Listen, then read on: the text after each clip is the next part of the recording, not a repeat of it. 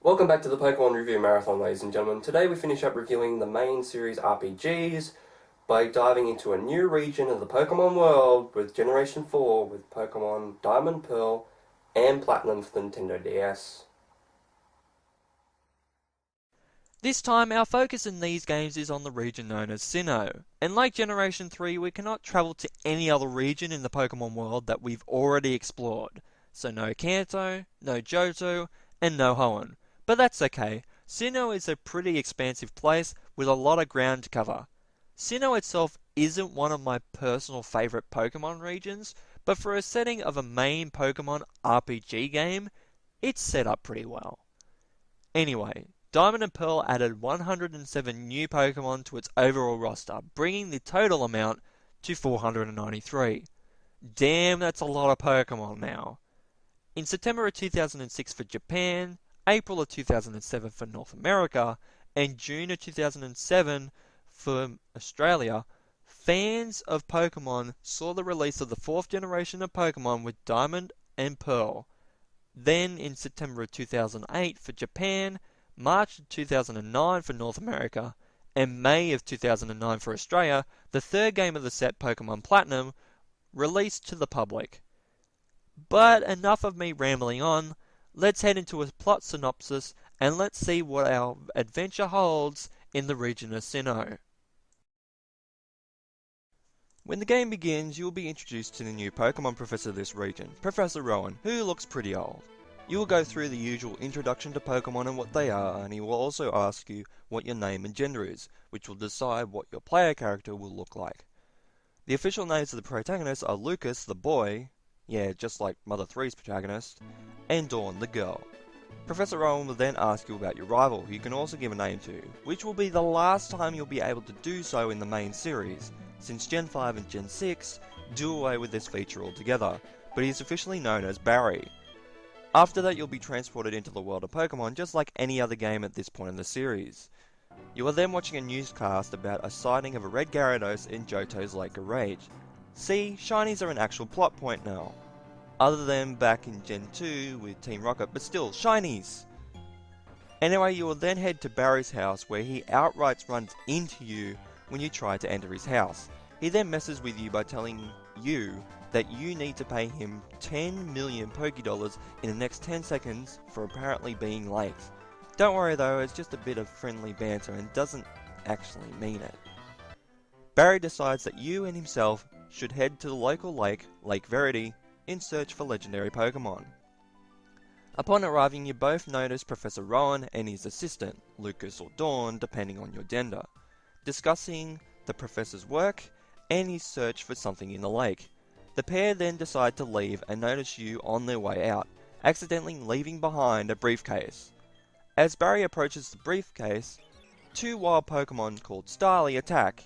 You and Barry then open the briefcase, which contains 3 Pokemon they must choose from to fight off the attacking Pokemon. The 3 choices are Turtwig, the grass type, Chimchar, the fire type, and Piplup, the water type. After you choose your Pokemon, Barry takes the Pokemon that has a type advantage over yours, which sets up like all other rivals in the series when he later becomes your rival.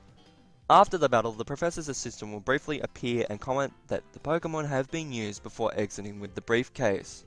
You and Barry return to Twinleaf Town, your hometown in this generation. Back in Twinleaf Town, your mother gives you a pair of running shoes before you leave for the next town, Sandgem Town, where Professor Rowan and Lucas or Dawn live. When you meet Professor Rowan in Sandgem Town, the Professor allows you to keep the Pokemon you chose at the lake, and gives you a Pokédex. The plot then ends up like all the other generations at this point, where it's your job as a trainer to explore Sinnoh, and defeat 8 gym leaders, challenge the Elite Four, and become champion of Sinnoh. After stopping by the Pokemon Center and the Pokemart and running through Route 202, you reach Jubilee City, home of the trainer school. This man past the Pokemon Center walks over to you when you begin to walk past the trainer school and the Pokemon Center and talks about something called a Poketch, a Pokemon watch. He then gives you the task of finding 3 clowns around the city and he'll give you a Poketch. Yay? The first one is between the Pokemart and the Pokemon Center. The second one is in front of the Poketch Company building to the left of the city, and the third one is in front of the Jubilife TV building, just before the Pokétch Company building, and they all give you coupons if you answer their questions correctly. Collect all 3 and give them to the guy, and you get a Pokétch which appears on the bottom screen of the DS system. It's got a lot of little apps on it, like a clock, a calculator, pedometer, the status of your Pokemon, and more apps will be available at the Pokétch Company throughout your journey, so do check in whenever you can. It is a little novelty, but some apps can be interesting. Heading right, you'll run into your rival in your first battle against him since you got your Pokédex. This battle can be more annoying than hard, but you'll eventually beat him. After this fight, you continue to fight your way through Route 203 towards Oberg Gate, a cave system that is not too big. When you immediately walk in and start walking right, a hiker will walk over to you and give you a hidden machine, HMO8, Rock Smash. What a nice man! After walking and fighting through Oberg Gate, you'll reach the next town, Oberg City. Upon arriving, the youngster will walk you over to the first gym, only to find that Barry is standing in front of it. He tells us that the gym leader's left for the Oberg mine, and that he's already got his gym badge. Fuck you, Barry! Sorry. Anyway, you need to find the gym leader, so off to the mine we go. It's a dungeon like Mount Moon from Generation 1, so be careful and have your Pokemon at tip-top shape for the eventual Pokemon battles. You can also battle against the miners if you like, for the experience, but the guy we are looking for is the miner with the red hard hat on. He'll demonstrate how Rock Smash works, and then we'll walk back to his gym. At least the reason for this situation in the anime, where Ash can't fight the leader because of something happening in the mine, was better. He's just here for a demonstration. Back to the gym we go. The leader here is named Rourke, who sports Rock-type Pokemon. If you hang in there, you'll beat him, especially against his Cranidos, which hits hard. After getting your badge and leaving the gym, going north from Oberg City is pointless since the cyclist near the slope says you can't go up there without a bike, which you don't have yet. So to the left you go, and before you leave, Barry runs into you again, sees you have the badge, and tells you the location of the next gym, among other useless banter, then dashes away again. After returning to Jubilife City, you head north of the city to see Professor Rowan and his assistant talk to 2 strangers. Lucas or Dawn will suggest to battle the 2 men with them in a double battle. These 2 people are grunts of a new evil team known as Team Galactic. After the battle they both retreat, and then the Professor and Dawn or Lucas will congratulate you on a job well done. After that, a guy from Jubilife TV will give you a fashion case. This will be used later on. Continuing north, you run into the Ravage Path, another tiny dungeon only there for you to use the Rock Smash HM. Moving north through other trainers along the path, you reach Floroma Town, a town with flowers all over the place. It's actually very visually stunning for the Nintendo DS with all of its colours. Heading into the forest will grab you a watering can, the Spray Duck, which can be used on berry plants like Gen 3's Wilma watering can, to make them grow and multiply with berries. Heading right, you'll run into a girl who asks you to help her papa, who's in the local Valley Windworks, who's held up by spacemen. Sound like someone we know? Yep, it's Team Galactic again, running amok. So it's time to put everything back to how it was and stop them. Yes, us, the 11-year-old. Again. But hell, we're used to doing everything ourselves at this point. Anyway, beating the grunt at the door will cause him to lock himself in the Windworks, but gives word about his co-workers back in town who have the other key. So back to town and up to the northwest entry we go. After the battle, the old man gives you the works key they drop after the grunts ran off, and also gives you a jar of honey as thanks for saving him. Honey can be used on specific trees and can allow you to catch Pokemon more easily. This is really only used for catching them and not anything else, so it's not harmful to try at least once. Anyway, back in the Windworks you'll defeat Team Galactic left and right, but far to the right is a new member of the evil team. This is Commander Mars, one of 3 commanders or sub-bosses of Team Galactic. And yes, then all named after planets cause space theme and stuff. Anyway, if you're not careful, Mars herself can be pretty difficult for early game battles as she will try to poison your team, so be sure to carry some antidotes. If you give it your all, you'll beat her team. After you defeat Commander Mars, Team Galactic will retreat from the Valley Windworks and the bridge, allowing you to progress further on Route 205. As you go along, you will see a house. This house is a rest stop, where you can heal your Pokemon, so it's a good idea to rest here if your Pokemon are in bad shape. After that, you'll reach the forest area of this generation, Eterna Forest. When you make it to Eterna Forest, you will meet a woman by the name of Cheryl, who wants to travel with you. While she is with you, every battle is a double battle. The only problem is, if you're trying to catch a Pokemon, the other Pokemon has to be KO'd, and you really only have one chance to catch it. If you don't catch it, it's a good chance Cheryl's Chansey will take it out, so it's a good idea to wait until Cheryl leaves before trying to catch the Pokemon in the area. The biggest plus side to having Cheryl with you is after every battle, you'll be completely healed, so take advantage of this by building on your Pokemon's XP and levels. Before you're about to exit Eterna Forest, Cheryl will part ways with you, allowing you to catch some Pokemon with no interference. After you're done catching Pokemon, or not if you decide not to, make your way out of the forest to Route 205 again.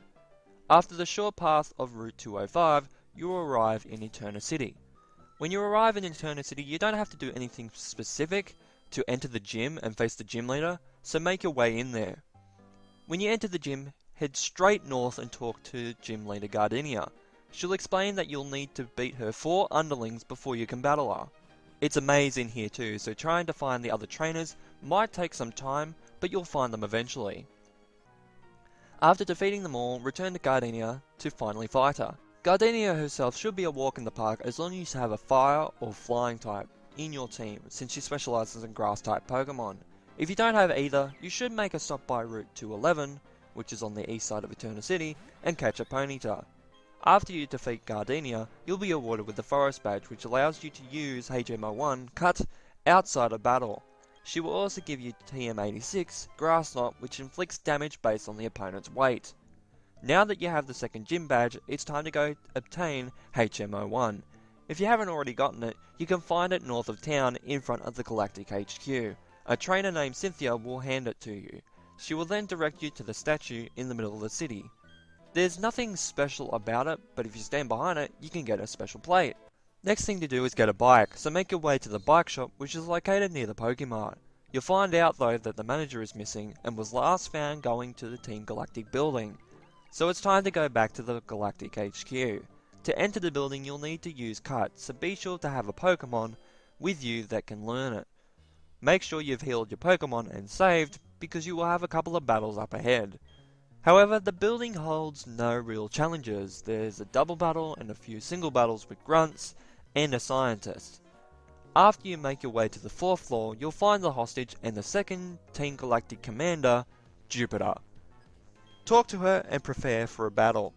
This will be similar to the Mars battle, but her Pokemon will have higher levels and a skunk tank instead of a Purugly. Jupiter will try to poison you too, so remember to keep antidotes on hand. As long as you keep trying, you should have no trouble with this battle. After you defeat Jupiter, Team Galactic will evacuate the premises and the bike shop manager will return to his shop, so make your way there now. He will give you a bike in return for saving him. The bike is useful when going long distances, being able to ride up the mud trails like above Orberg City, and some areas around Sinnoh require you to have the bike, so it's necessary to have. Now that you have the bike, it's time to exit Eterna City via the south exit. This will lead you to the cycling road. When you enter the building before it, be sure to talk to one of Professor Rowan's assistants about receiving an XP share, which allows the Pokemon holding it to earn experience without having to battle. To receive it though, you have to have seen at least 35 Pokemon on your journey so far. There's a few trainers on the bicycle road you can battle, or you can try to avoid them. After you exit the bicycle road, head south to reach Route 207. When you first enter Route 207, you'll be met by Lucas or Dawn, who will ask you to pick a hand. It doesn't matter which hand you pick, because you'll get both items anyway. One item is the Versus Seeker, which allows you to find trainers who want a rematch. and the other is the dowsing machine, which is an item finder for your Pokédex. After that, you can either head south to return to Orberg City to heal, which I recommend especially if you battle on the bicycle road, or you can head east to enter the next dungeon, Mount Coronet. Mount Coronet is a lot larger than what you'll be going through for now. You will only be travelling through one small area of the mountain this time. When you make it near the stairs, you'll find some weirdo who goes on about the history of Mount Coronet and the Sinnoh region. After that, he'll take off. Okay? Make your way up the stairs and to the right to exit the cave and enter Route 208. There is a couple of things you can do on Route 208. Make your way all the way east, but do not leave the route. First, enter the building to the north. Talk to the little girl to receive a Pokédex app known as the Berry Searcher. This will allow you to find where you've planted berries, just in case you forget where they are. Talk to the man who is known as the Berry Master to receive a berry. He will give you a free berry once a day, so if you're in the area, be sure to give him a visit. You can also talk to his daughter to buy mulch. Each mulch has different effects on growing berries. Growth mulch will speed up berry growth time, but will dry the soil faster. Damp mulch slows the growth time, but keeps the soil moist. Stable mulch extends the time berries will stay on the plant before falling off, and gooey mulch restores soil where plants have withered. The other thing you can do is talk to the person hiding near the yellow tree. Talk to him to receive an odd keystone. You can't do anything with this item for now, so make your way east to arrive at Heart Home City. First thing you should probably do is make your way to the Pokémon Center to heal. Also, check out the building to the right of the Pokémon Center. Inside you will meet Bebe, who is the system administrator for Sinnoh's Pokémon box system. From now on, when you check the PC, someone's PC will be known as Bebe's PC. The house immediately behind the man at the city entrance is the Pokémon Fan Club house. Inside you can be interviewed for TV and get a Poffin case. After you leave there, head right to find the Pokémon Contest Hall. Standing in front of the building will be Fantina, the gym leader of Heart Home City. She'll explain to you that you're not strong enough yet to battle her. You will first need to earn the Cobble and Fen badges. You'll then have to head inside and talk to your mother. Then make your way to the very southeast corner to exit town. You'll run into your rival for another battle when you try to leave the city. After you defeat him, talk to the man standing near the exit. Make sure you have an empty slot in your Pokemon roster because he will give you a Pokemon egg. The egg will later hatch into a Happiny. Then head out of town to arrive in Route 209. First thing you'll want to do when you enter Route 209 is talk to the fisherman standing at the edge of the bridge to give you a good rod. When you head east, you'll find an odd small tower in a little patch of sand. The odd keystone fits right in, but nothing will happen. You'll need to talk to at least 32 players in the underground, which is one of the local multiplayer modes in the game. After that, return to the tower to battle a wild spirit tomb. Head north and you'll see the Lost Tower to the right. Enter the building and make your way to the top floor, battling trainers and ghost Pokemon along the way. When you make it to the top floor, talk to the two elderly women to receive a cleanse tag which drives wild Pokemon away and HMO4 strength. You won't be able to use it outside of battle until later. Exit the Lost Tower and head north to the next town, Solaceon Town. If you enjoy collecting Pokédex apps, talk to the man next to the fence to receive a Pokédex app, Pokemon History. The app shows the last 12 Pokemon you've caught. Solaceon Town is not anything special, but is home to the Pokemon Daycare. You can get another Pokédex app inside the daycare after you deposited your first Pokemon. The app will allow you to check on the Pokemon you left in the Pokemon Daycare Center. It will show their levels, and there will be an egg in the middle if they produce an egg, if you have 2 Pokemon in there. In the east part of town there are a few houses built into the cliffs. Inside the southern one you'll get a seal case for Pokeball seals, which stylize the entrances of your Pokemon in battle. All the way to the east of the Solaceon ruins where you can find a whole lot of items and battle unknown. Now that you're done in here in Solaceon, head north to Route 210. There's nothing of importance to do here, so just head over to Route 215. At the intersection of the routes, you'll find the cafe cabin, with a few trainers inside looking for a battle. Upon entering Route 215, it will suddenly downpour. Make your way east through grass and trainers to reach the building to the next location, Veilstone City. Just watch the last trainer before the building. It's an ace trainer and he's a fucking dick. Sorry, I've always had problems with that guy and needed to blow some steam off. Upon entering Veilstone City, make your way to the Pokémon Center to heal because the third gym is in this city.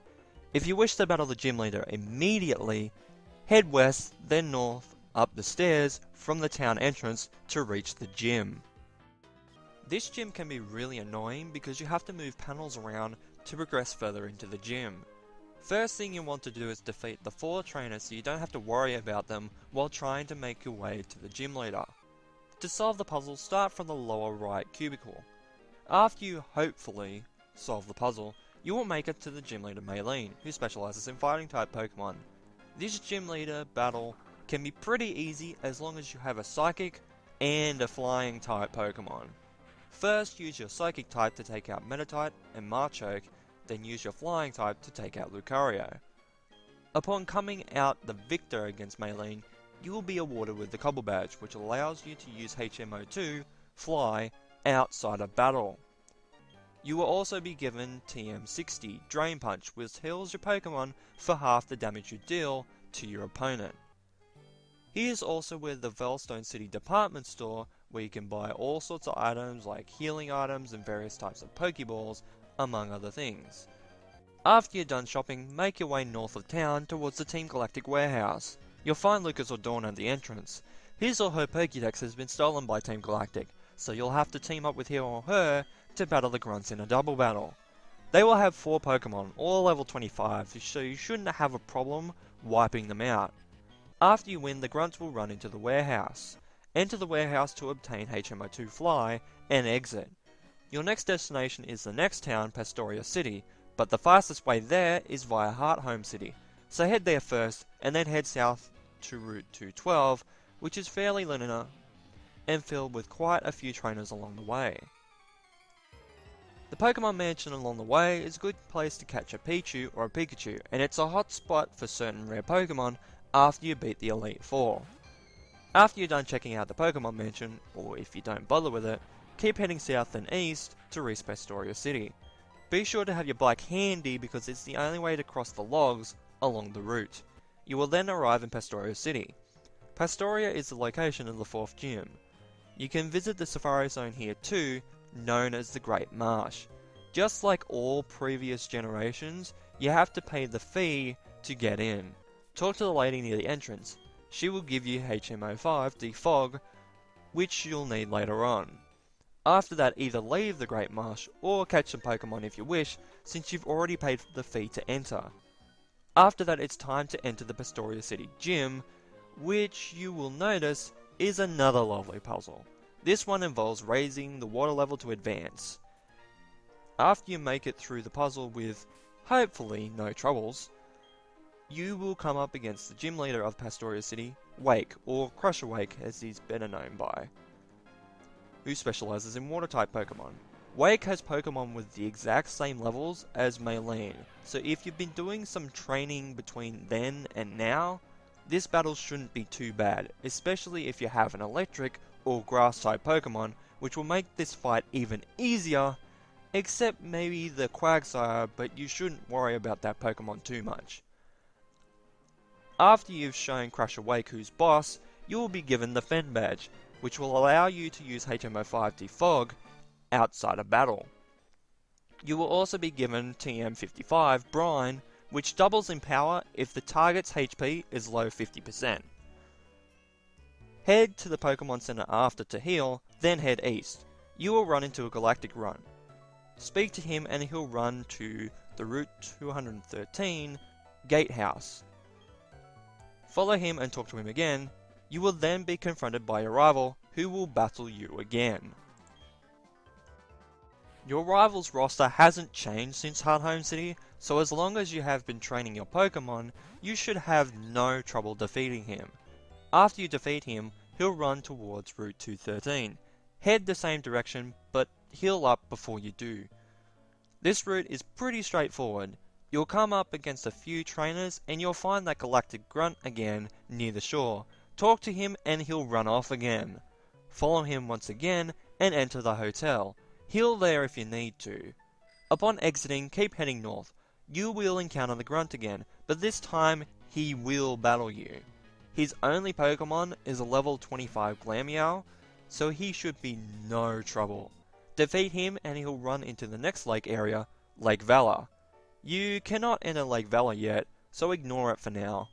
You will see Cynthia though. She will give you the secret potion, which will cure the Psyduck on Route 210. This is where you'll want to head to now. Fastest way back there is to fly to Solaceon Town and head north. When you arrive at the Psyducks, you will use the potion which will heal them, and they will go away. After that, Cynthia will show up and ask you to deliver the old charm to her grandmother in the next town, Celestic Town. Keep heading north and eventually you'll make it to Celestic Town. Be sure to have Defog equipped to a Pokemon because it will get very foggy. When you reach the next area, the fog will set in. You don't have to use Defog, but it helps very much to see where you're going. Also, the fog cuts your accuracy during battle, so it's good to get it out of the way. Keep heading west and you'll reach Celestic Town. When you arrive in Celestic Town, heal and then head down to the center of town. You will see a Team Galactic Grunt blocking a cave. Talk to him to enter a battle. He has 2 Pokemon, a level 25 Beautifly and level 27 Krogunk. After you defeat him, Cynthia's grandmother will come by to thank you and notices the old charm. After you're done talking to her, enter the ruins. Go up to the cave painting and examine it. Cynthia's grandmother will show up to tell you about Sinnoh's history, and then she'll give you HM03 Surf. But you'll have to earn the relic badge before using this HM though. Upon leaving the ruins, you'll find the guy from Mount Coronet earlier in the game who finally introduces himself as Cyrus. After talking all sorts of nonsense, he will leave. Alright. It's now time to make your way to Hearthome City, so fly there. Gym Leader Fantina is ready for a battle now, so head there after healing up. This gym can be really easier because it's very linear, but you can avoid every trainer battle as long as you answer the questions correctly. The answers to the questions in order are as follows. 3 plus 5 plus 7 is 15, which is the right door. 12 plus 28 is 40, which is the middle door. 3 times 13 is 39, which is the left door. And the first room's answer, 15, which is the last right door. If you want to battle the trainers to earn some experience and money, just simply answer the questions wrong. After you make it to the top, you'll meet Fantina, who specializes in Ghost-type Pokemon. Fantina can be tough if you don't have your Pokemon at a high level. The best way to make this battle a fairly easy one is to have a Pokemon that knows Bite. Luxray is a good choice for this. When you defeat Fantina, you'll be awarded the Relic Badge, so you can use Surf outside of battle. She will also give you TM65 Shadowclaw, which has a high critical hit ratio. After you defeat Fantina and exit the gym, you'll see Cynthia outside waiting. She'll thank you for your help in Celestic Town and explains that you should visit the library in Canalave City, so you'll want to do just that. The fastest way to make it to Canalave City is to go to Jubilife City and then head west to Route 218. Before you go to Route 218, you should make sure that you have Teached Surf to a Pokemon in your team. You won't be able to continue unless you do. After that, surf through the very linear route to reach Canalave City, where your next gym battle is located. Upon arriving, you should heal since you confront your rival when you walk to the bridge towards the library and the gym. Your best bet with this battle is to have a Pokemon that has any type of flying type move, so you can take out his Heracross with ease. After you defeat your rival, you will now be able to take on the gym leader, so head to the gym if you're well prepared. This gym doesn't have a puzzle or anything, it's pretty much a straight route full of trainers and multiple platforms. Once you have defeated all the trainers in your way, take the last platform to be raised to the top floor and you'll be in front of the gym leader Byron, who specializes in Steel-type Pokemon. Hopefully you have a strong Fire-type by this point. Use it to take out Bronzor and Steelix. When he brings out Bastiodon, take it out with a Water, Ground, or Fighting-type Pokemon. When you defeat Byron, he will award you with the Mind Badge, which will allow you to use HMO4 Strength outside of battle. He will also give you TM91 Flash Cannon, which has a 10% chance of lowering your opponent's special defense by 1. Upon leaving the gym, you'll run into your rival. He'll direct you to the Canalave Library, where you'll find Professor Rowan and his assistant waiting on the 3rd floor. He'll talk about the Mirage Pokemon and then have each trainer go to a certain lake. The professor will have you go to Lake Valor. Then an earthquake occurs, which makes the professor insist that you 3 go to the lakes to see if all is okay. So fly to Pastoria and walk to the lake. Once you find the entrance to Lake Valor, enter the lake. When you enter, you'll see that the lake has been completely demolished by a weapon created by Team Galactic, called the Galactic Bomb. Talk to the grunt standing there.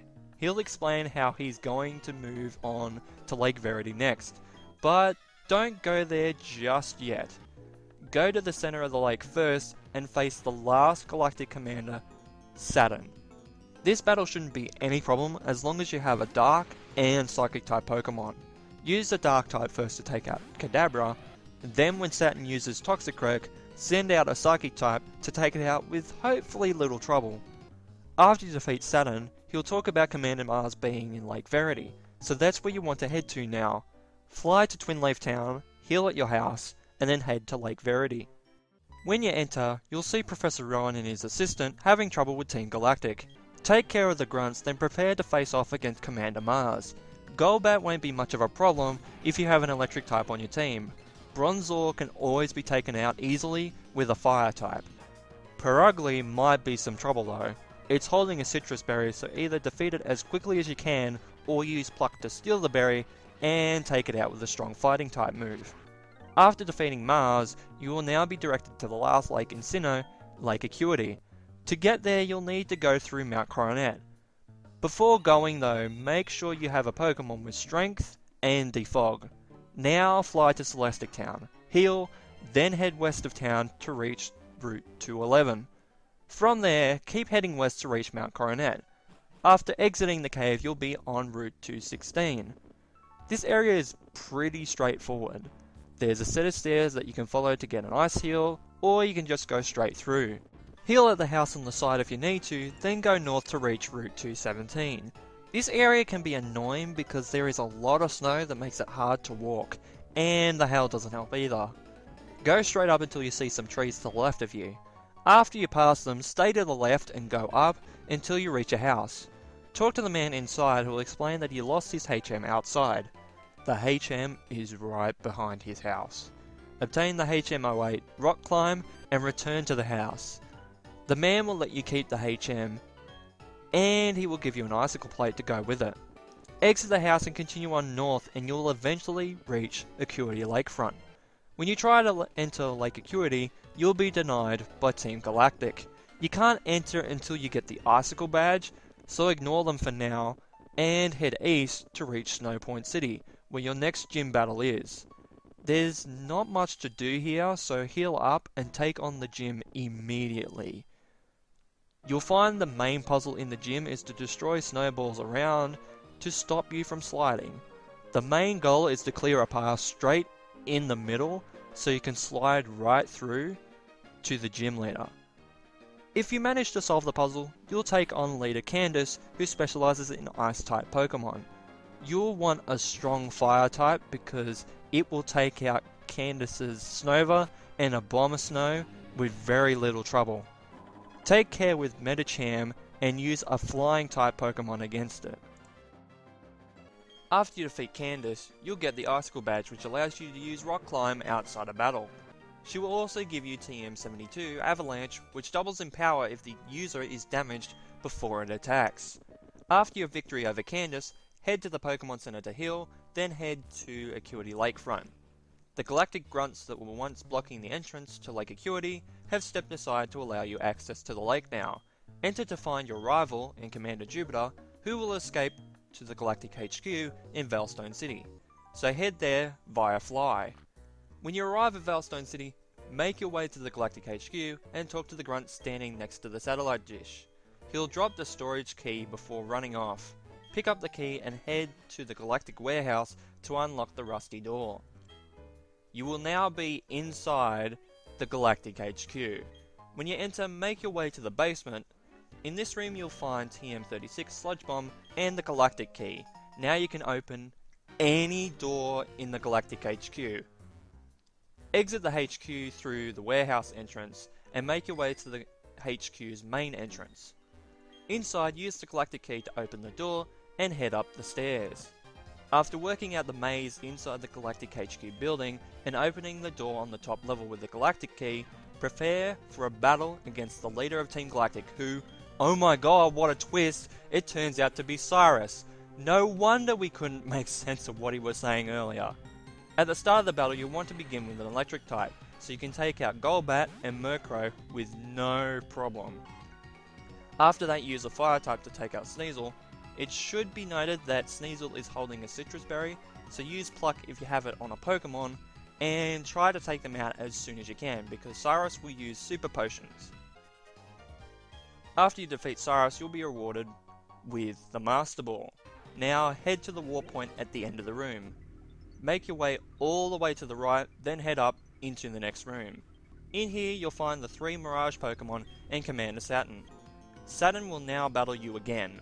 After you defeat Saturn, press the red button on the green machine in the middle of the room to free the Mirage Pokemon.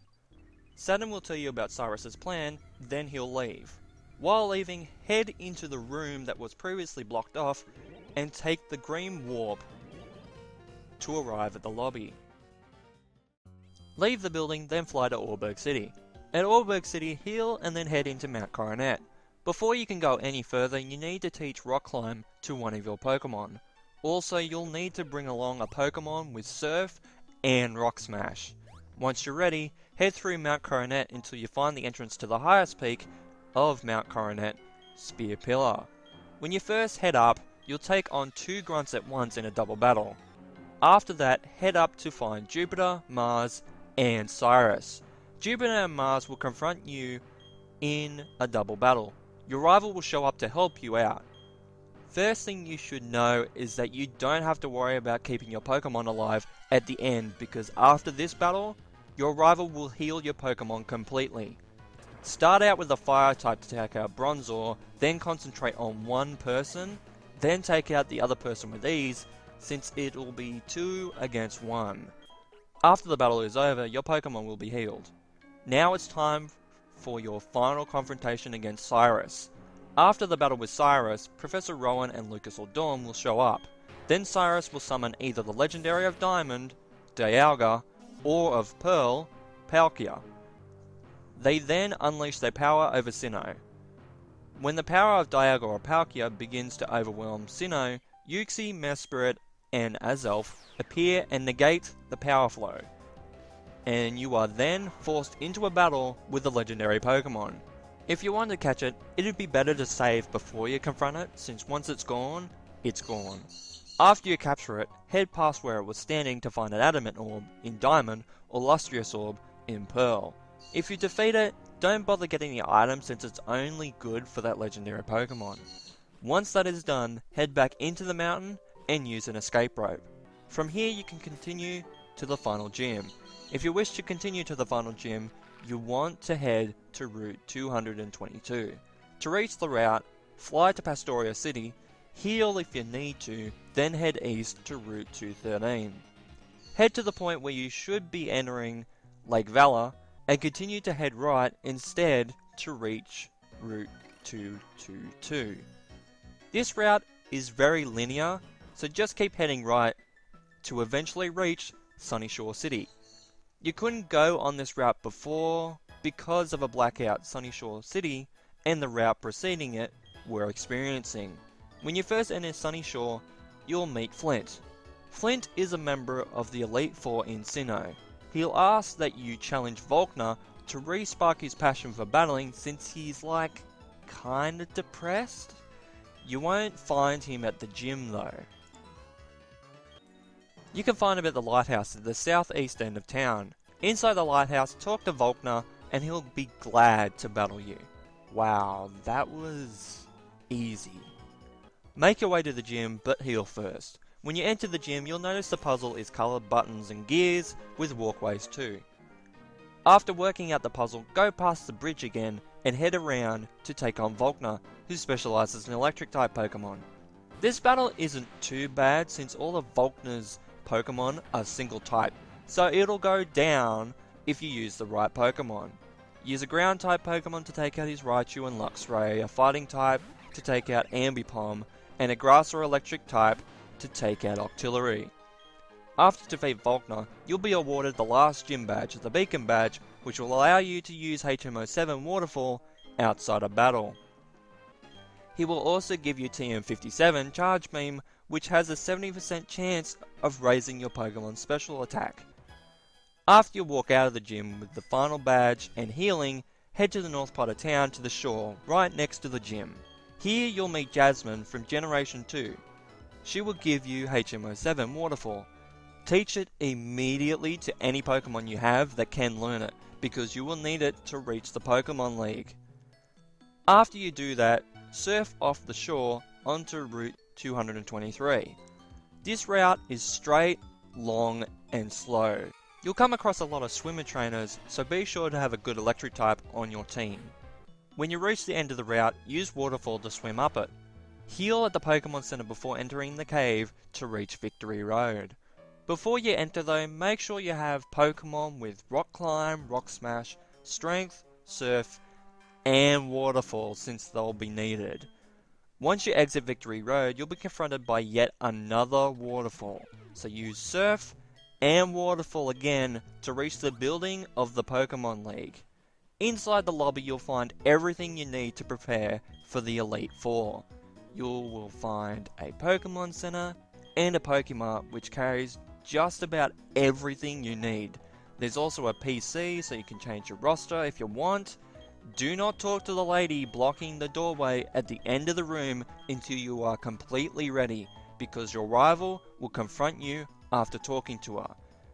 When you are ready, talk to the lady and your rival will battle you. Your rival's team at this point will be leveled at an average of 50, so hopefully your team is higher than this. Start out with an electric type to make quick work of Staraptor.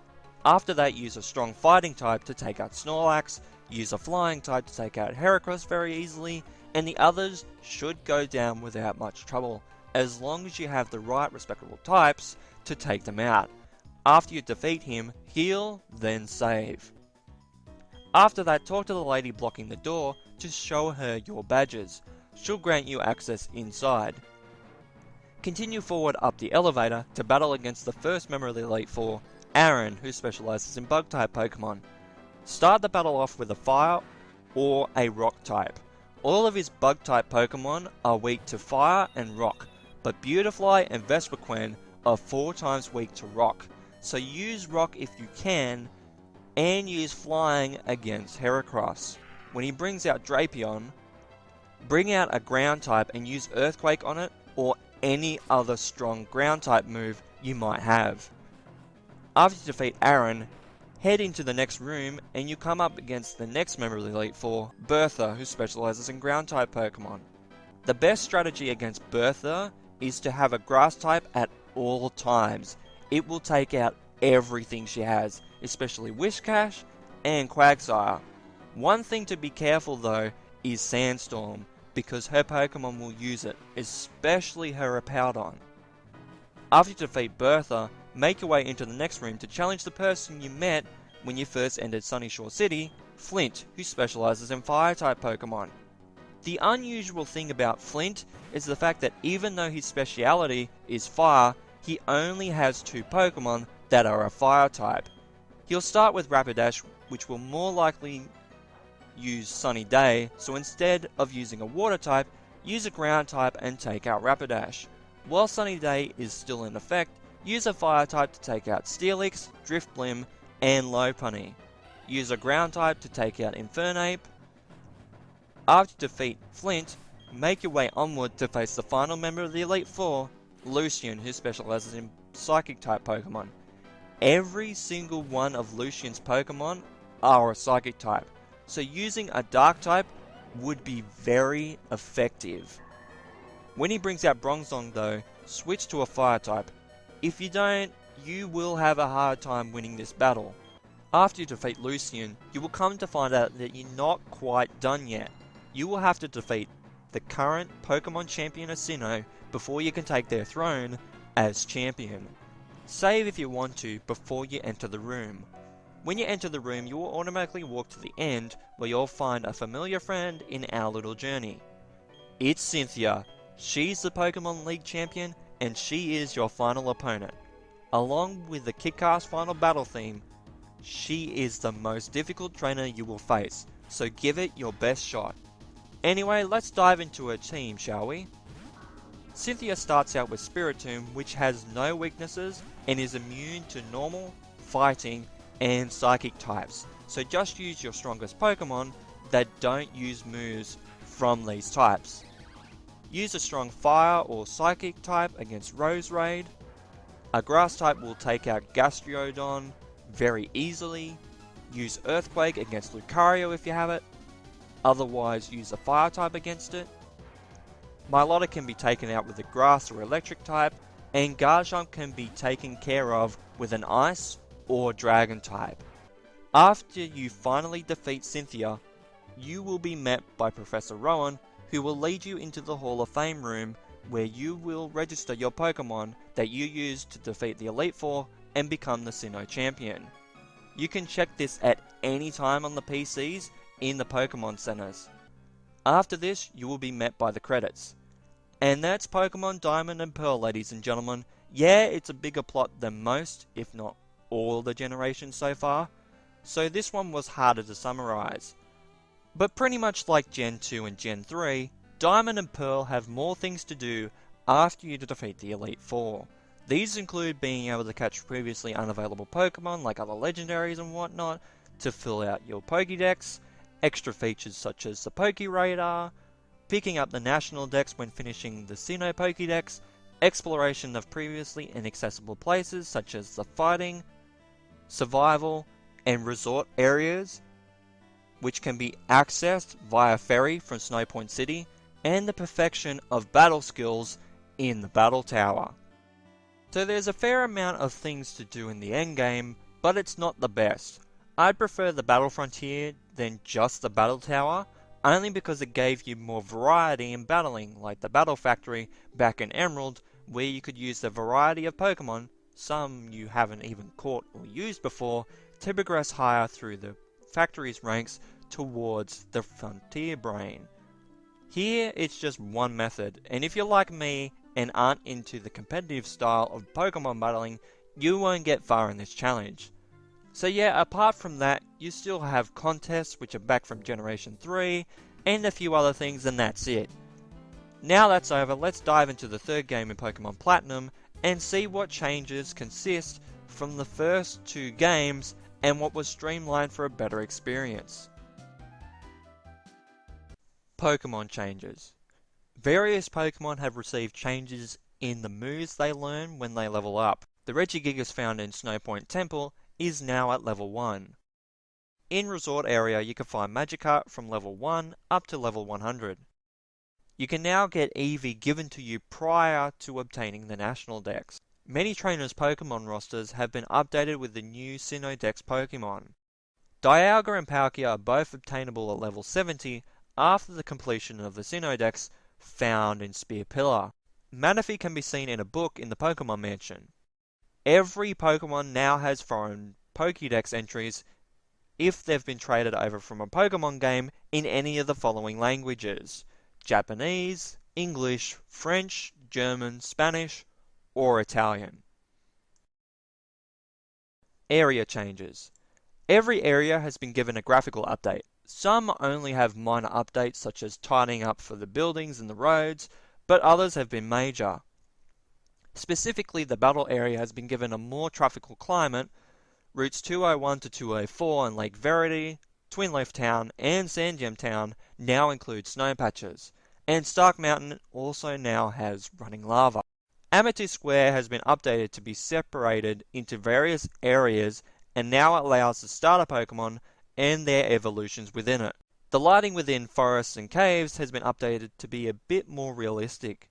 Veilstone Department Store now has a basement that includes 3 new areas for purchasing things like lava cookies and poffins. Eterna City Gym, Hearthome City Gym, and Veilstone City Gym have changed layouts. Eterna City's gym now features a middle area which rotates to give access to another area after you've defeated a trainer. Hearthome City Gym features mazes with trainers looking through it. You'll need to find a symbol on the floor and go through the door that matches that symbol.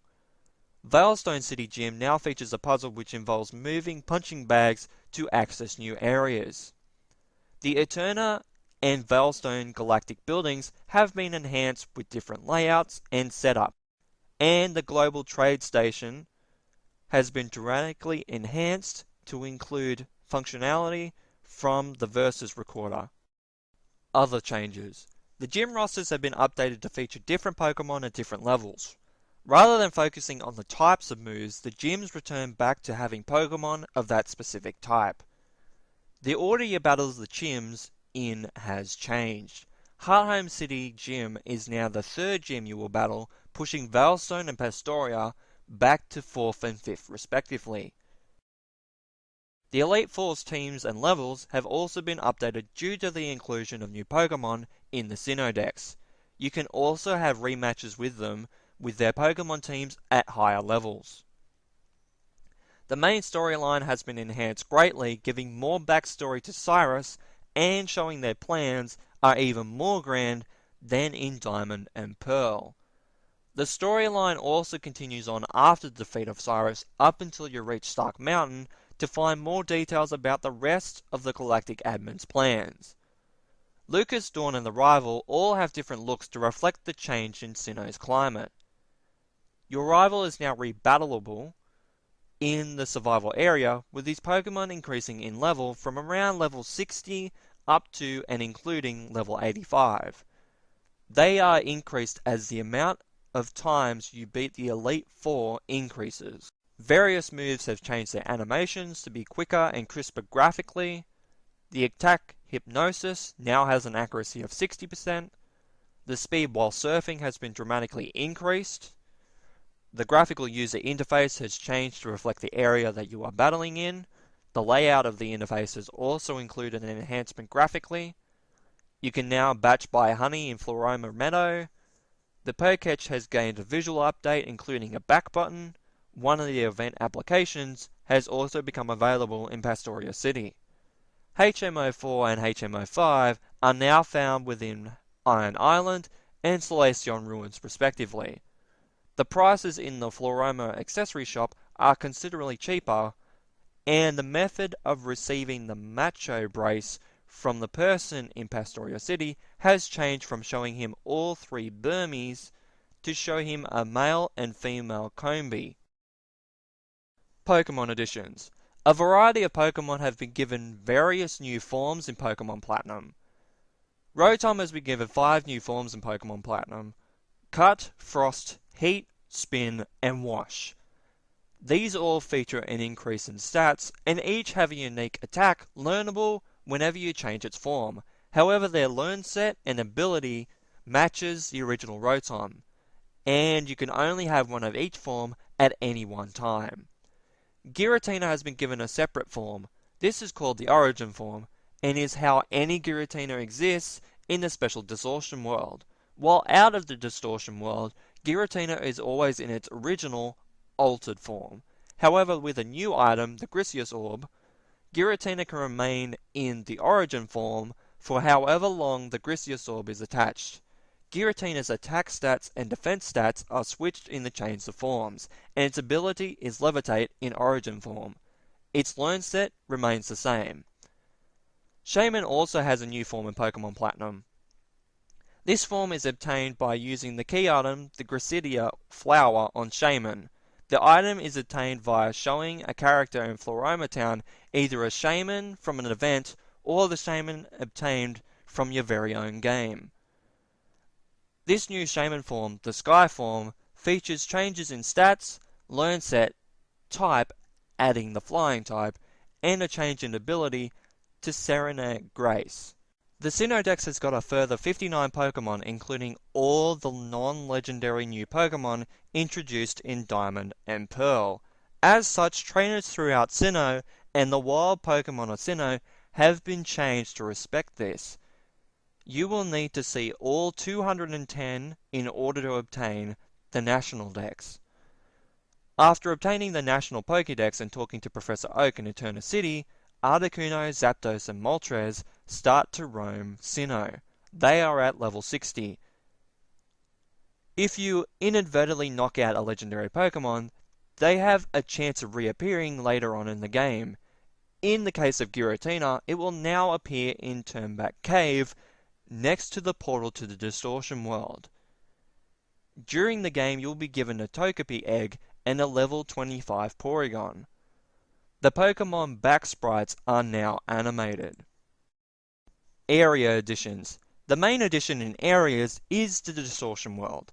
This new area is a barren place accessible only from Mount Coronet and Turnback Cave. This area features the final battle with Cyrus, as well as the encountering of Giratina. This area also features complete three-dimensional travel and defies the laws of gravity. Battlepock has been removed and replaced with the Battle Frontier. Following on from the original in Hoenn, this Battle Frontier features 5 facilities for you to battle in. These include the old favourites Battle Tower and the Battle Factory, and in addition to that, there are 3 new facilities for you to battle in. In the survival area, there is a new building that holds different people every day. These include the 8 gym leaders and the 5 double team partners. They all feature higher leveled Pokemon and can be battled every day. A new villa has been added to the resort area. This villa is owned by you and allows you to place in very expensive items. When you add in items, various in-game characters will come and visit. Other additions. A new Wi-Fi area was included. This area featured you interacting with up to 20 random players. You cannot battle with them, but could partake in a variety of activities, including playing one of 3 specific minigames: Swallow Plop, Wobbuffet Pop, and Mine Junior Top. Rest in peace, Nintendo Wi-Fi connection. Another new feature is utilized through a key item called the Versus Recorder. This item allows you to record and save various battles which you partake in, both online and in Battle Frontier, and view replays whenever you wish. 2 new characters have been added to the game's storyline. Looker is an investigator who is hunting down Team Galactic in an effort to end their plans. And Sharon is a new admin in Team Galactic. You don't battle him, but he is used in the storyline often as Team Galactic's scientist. He is also utilized in the backstory for Rotom's alternate forms. 3 move tutors have been added. These tutors dotted in Route 212, Snowpoint City, and the survival area can teach specific attacks any number of times in exchange for various shards. The GTS now gives a feature that will send an email to you or to your Wii whenever a trade of yours is successful over the global trade system. Over local wireless, there is a new feature that allows you and the other nearby players to put Pokemon eggs in, and you will be randomly given one of the eggs for a potluck of Pokemon. In many Pokemon centers across Sinnoh, there are various trainers whom will appear in the centers every day.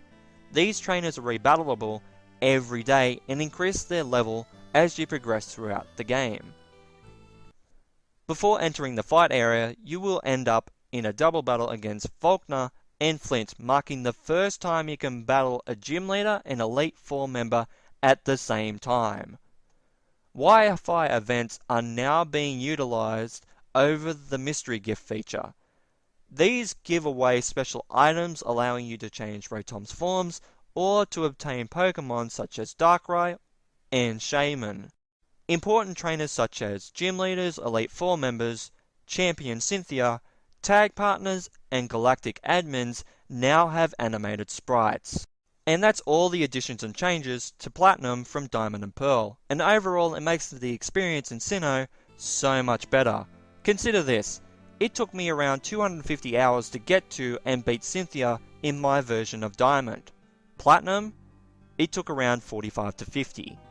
Platinum is such a better experience over Diamond and Pearl, and I think the Distortion World is a great area to travel through, and is a perfect setting for the battle against Cyrus. Gen 4, if I go back to it, I play Platinum rather than Diamond or Pearl, and that gen is okay to replay, but isn't my go-to Pokemon game anymore. Gen 4 is a good generation in my opinion, but not the best. Some of the best legendaries though, Dialga, Palkia, Darkrai, and God! Arceus. Thank you guys so much for watching this review. You guys have a great day or night, and of course, take care.